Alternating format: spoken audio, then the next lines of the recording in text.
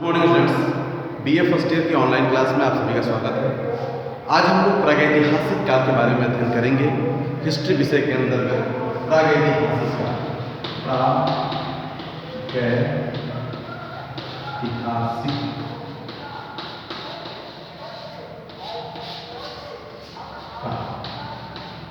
Pre historical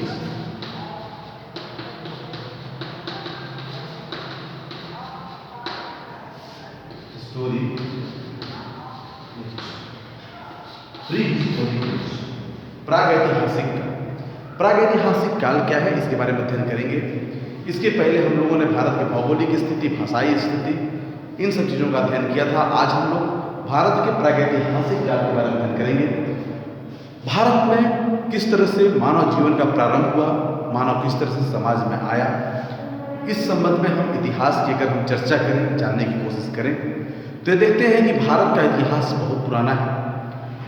मानव जीवन की उत्पत्ति जो पृथ्वी पर हुई, वह एक बहुत ही दिलचस्प लेकिन बहुत ही उलझी हुई कहानी है, जिसको आज भी वैज्ञानिक रूप में प्रागैतिहासिक काल के इतिहास को जानने की कोशिश की जा रही है, जिसमें बहुत सारे पुरातात्विक वेत्ताओं ने, बहुत सारे प्रागैतिहासिक काल के जो अध्ययन करता है, उन लोगों ने उस समय के इतिहास को जानने के लिए बहुत ही प्रयास किया है। प्राचीन काल के इतिहास को जानने के जो साधन के रूप में है वो अवशेष हैं, क्योंकि प्रागैतिहासिक काल में बहुत बड़ा भाग है जिसके बारे में कोई लिखित प्रमाण हमें नहीं मिलता, कोई लिखा हुआ ज्ञान नहीं मिलता। उस समय के इतिहास को जानने के लिए हम पूरी तरह से उस समय की खुदाई से जो प्राप्त अवशेष हैं, सामग्रियाँ हैं, उसके माध्यम से हम जानने की कोशिश करते हैं उस समय के इतिहास को। भारत में प्रागैतिहासिक काल है वो लिखित नहीं है, और लिखित न होने के कारण 100% प्रमाणिक उसको मान पाना भी, उसमें भी दुविधा है। कुछ वैज्ञानिकों का, कुछ इतिहासकारों का मानना है कि वह इतिहास की जो अन्य अवधारणाएं हैं, उसमें कहीं न कहीं कोई न कोई सोच विद्यमान होती है। अब अगर हम दूसरे पॉइंट की बात करें तो मनुष्य और उसकी सभ्यता का उदय कैसे हुआ समाज में, तो मनुष्य और उसकी सभ्यता का उदय, मनुष्य और उसकी सभ्यता का उदय, सभ्यता का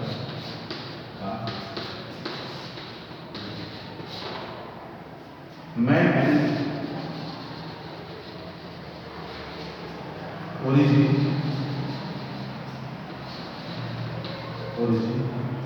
of this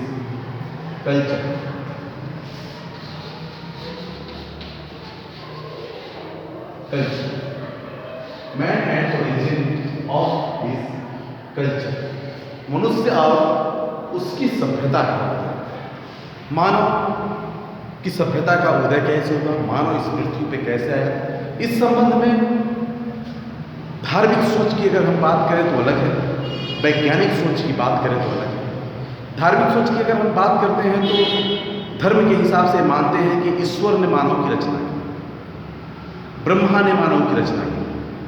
हम इतिहास में या धर्म की अगर हम बात करें, धार्मिक रूप में हम वेदों की बात करें तो देखते हैं कि वेदों में कई जगह लिखा भी है कि ब्रह्मा के मुख से ब्राह्मण की, भुजाओं से क्षत्रिय की, और पेट से वैश्य की, और पैर से या जो पैर है उसका, उससे शूद्र की उत्पत्ति हुई।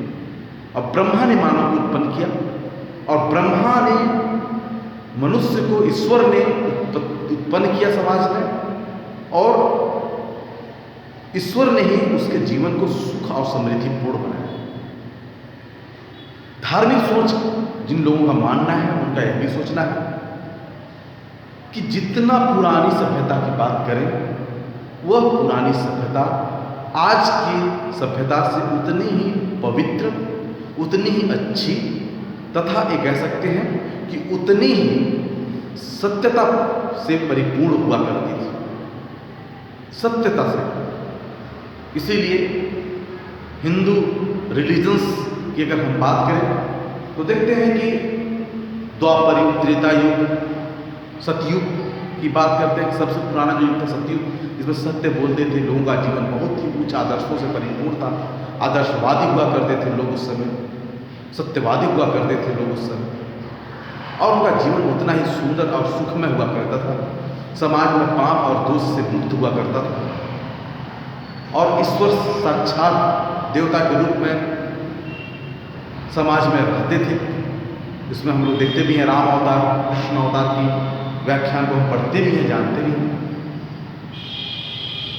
लेकिन अगर हम विज्ञान की बात करें, साइंस की बात करें अगर, तो साइंस मैथोलॉजी जो है, साइंस विज्ञान की जो अवधारणाएं हैं, साइंस मैथोलॉजी जो है, उसका मानना है कि आज से पहले हम जितना चलते जाते हैं वह समाज उतना ही बर्बर और उतना ही ज़्यादा कठिन और जटिल हुआ करता था।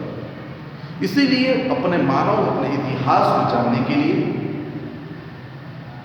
जो प्रागैतिहासिक इतिहास की बात करता है उसको जानना उसके लिए उतना ही दिलचस्प है, लेकिन जटिल है। जटिल होने का कारण ये है कि उस समय का इतिहास अंधकारपूर्ण, लिखित नहीं।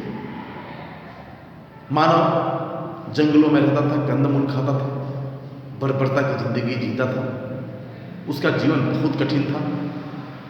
लेकिन अन्य प्राणियों, अन्य जीवों की तरह, जानवरों की तरह जिंदगी व्यतीत करता था। लेकिन मानव के अंदर जो सबसे बड़ा गुण था वह उसकी मस्तिष्क, उसका बुद्धि और उसका विवेक और उसकी मेमोरी, याददाश्त, जिसका प्रयोग करके वो अन्य मानव, अन्य जानवरों से, अन्य जीवों से अपने आप को अलग किया और उसने एक अलग तरीके का, एक सुंदर तरीके का अपना जीवन विकसित किया और उस बर्बर जिंदगी से, प्रकृति से लड़ते हुए, क्योंकि प्रकृति से लड़ना आज तो आसान, आज देखते हैं विज्ञान इतनी प्रगति कर ली, लेकिन उस समय प्रकृति को अपने अनुकूल बनाने की जो कोशिश किया गया मानव के द्वारा अपने बुद्धि विवेक के सहारे, वह बहुत कठिन था। बहुत धीरे धीरे सदियों तक चलता गया और धीरे धीरे हुआ विकास, और उस विकास को करते हुए मानव आगे बढ़ा। और आज जो मानव उस बर्बरपूर्ण जिंदगी जीता था, कंदमूल खाता था, जंगलों में रहता था, आज वही मानव आज इस आधुनिक समाज का प्रेरणा स्रोत है।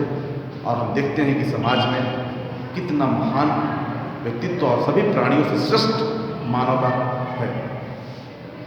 तो मानव के इतिहास की अगर हम बात करें तो मानव ने स्मरण शक्ति, बुद्धि, विवेक के माध्यम से इस तरह से विकास किया। अब हम नेक्स्ट टॉपिक, पृथ्वी पर मानव जीवन का पाषाण युग, जो पहला युग था मानव जिस युग में जीता था, पाषाण युग, stone age of human life on land, पृथ्वी पर मानव का पाषाण युग, इसका अध्ययन करेंगे। आज के लिए बस इतना ही। धन्यवाद।